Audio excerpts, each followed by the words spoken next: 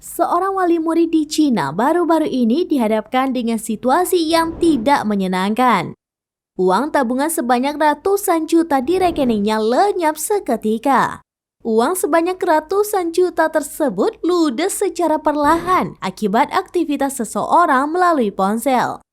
Namun, hal itu baru disadari ketika ia mendapat panggilan telepon dari guru sekolah anaknya.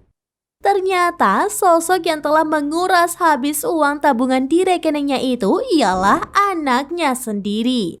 Kejadian tersebut dialami oleh orang tua di Henan, Cina bernama Gong Yiwang. Ia harus menelan kenyataan pahit akibat ulah anak perempuannya yang masih berusia 13 tahun.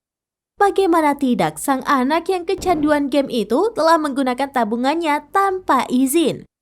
Tidak tanggung-tanggung, uang yang dihabiskan untuk permainan tersebut mencapai 64 miliar dolar Amerika Serikat atau setara dengan 950 juta rupiah. Kini, tabungan orang tuanya hanya tersisa 0,07 dolar Amerika Serikat atau setara dengan 1.000 rupiah. Gong Yiwang, orang tua si anak, mengungkapkan mengetahui tabungannya hampir tak bersisa usai menerima panggilan telepon dari guru putrinya.